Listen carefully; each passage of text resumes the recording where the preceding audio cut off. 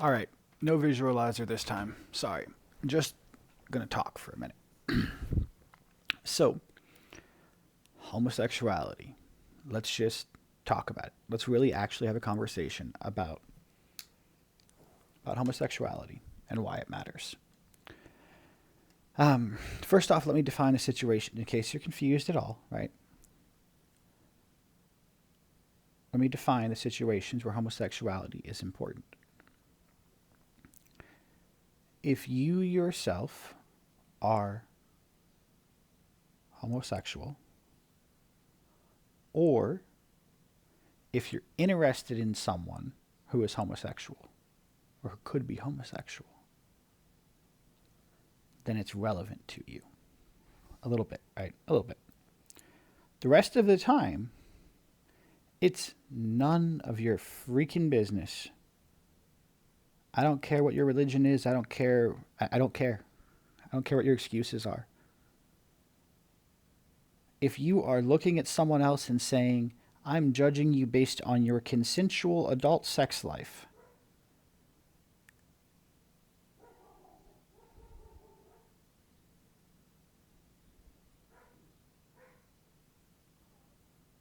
where does that come from? No, Jesus didn't say it was a sin. God has not said homosexuality is a sin. God has said, love each other as you love yourselves. Jesus has said, before you look for a speck in your brother's eye, pull the plank out of your own eye so you can see clearly. He said, let he who is without sin cast the first stone. He never said, hey, if that person happens to be homosexual, I hate them. Because do you know what Jesus feels towards homosexuals? I'll give you a hint. It's the same thing he feels towards every other human, every single human. Love. Love. If there is indeed something wrong with homosexuality in God's eyes, and I do not believe that there is, but I am saying if somehow that is the case, then I promise you this, the God who was great enough to make the entire universe will figure it out on his own. He does not need you judging his children in the meantime. There is no excuse for this kind of bigotry in 2023. We're better than this now. Let's let it go. Let's let it go. And I know there's a lot of people who say, I'm okay with, people being gay and everything, but I'm tired of it being rubbed in my face. I'm tired of it being part of schools and stuff. And I get what you're saying. I do. But society repressed the sexuality of what it turns out is a pretty large part of itself, right? Like the subsection of people who are, I don't want to say LGBTQIA+, because that is an organization and an affiliation, as well as being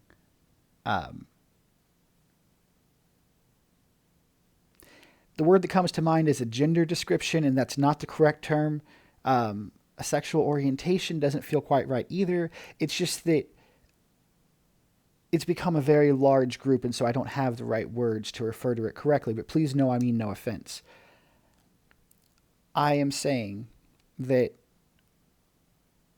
the vast majority of people, at least in America, who I have met, are not vanilla people who want to just go home and have missionary sex once a week. I'm saying everyone is dealt with some of this. And right now we have a group of people who for the first time are allowed in society to be out and loud and proud. And maybe it does become a lot to hear about the movement all of the time, right? Like especially if you're not a member of it, maybe you just get tired of hearing about it. I get that. I'm not saying there's anything wrong with that. But let them have this. They've been through a lot. It was not easy to be a gay person in the 70s or the 80s, and I can't imagine what it was like before that. And no one is being converted by being aware that these other sexual options exist. No one's sexuality is changing because of one or two pieces of news they've seen or something of the sort. Your sexuality is an ever-growing fluid part of you that should change every single day along with the rest of you. And if you haven't reached that point in your personal journey, that's okay. But it doesn't mean that you should try and repress other people from enjoying their sexual journeys. And the rest of their journey too. Right? Like, y'all, this is the one thing I will say. This is the one thing I will say. I have met some people whose entire personality is their sexuality. Or seemingly so, anyway. That is wasteful, in my opinion, because you are worth way, way more than just sex. You are. Intimacy and connection means way more than getting off. So, if you're someone who's not sure where you belong in your own sexuality right now, then dude, or dudette, or non-binary person, or whatever feels right for you to identify as in this moment. Insert your pronouns here, please. And hear me when I say this. I don't think anybody knows exactly who they are. I don't think anybody's figured that out yet. If there are things you want to explore in life to find yourself, then my encouragement is that you do so safely and in a way that is healthy for your life.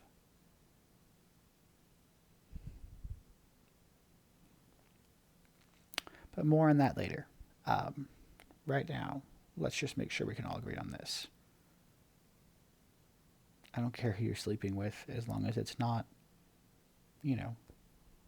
someone I should be concerned about you sleeping with. I don't care if you're a man who likes men. I don't care if you're a man who, I don't care if you were born. No, that's not the right term. I don't care if you were assigned male at birth, now identify as a woman, and date women, because you also identify as a lesbian woman, or you identify particularly as a lesbian. The wording on that may be off, but my intention is just that, to some people, they look at that and they're like, wow, this person is just straight with a lot of extra steps. But to me, you are someone who is exploring your life enough to have gotten to this point. And maybe this point is the end of your sexual growth in this way, and you won't change that ever again. Or maybe tomorrow you wake up and you decide that you're something else entirely, or that you want to try being something else entirely. What I'm saying is, I respect you for having reached a point where you were comfortable identifying as something other than you were.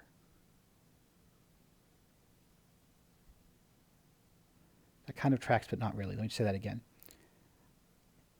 I respect you for having already reached a point where you are identifying based off of your preferences and not off of what you were born with. Right? It's totally fine to be a cisgendered man, But I recommend that if you feel that way about yourself, you explore that too.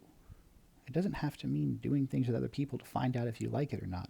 Sometimes it's just, if you really think about it, how do you actually feel? How do you actually feel?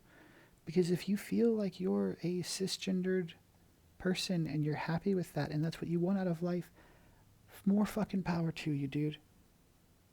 And if you decide that's not the case and you want to be something different, then more fucking power to you, dude. Just stop hating each other so damn much, will you? All of you, all of us, everyone, can we do that? Can we stop letting stupid stuff divide us just because the media brings it up all of the time? Can we choose to identify first as human beings? That's what I'm asking. That's my request. Because I do not care what your gender is or isn't. I do not care what your ethnicity is or isn't.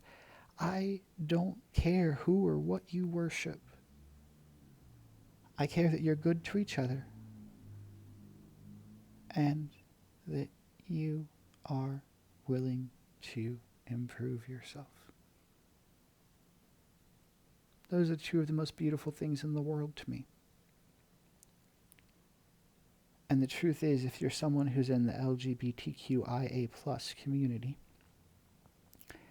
then you have probably already experienced some pretty severe level of self-growth to find who you are. And maybe that journey isn't done for you.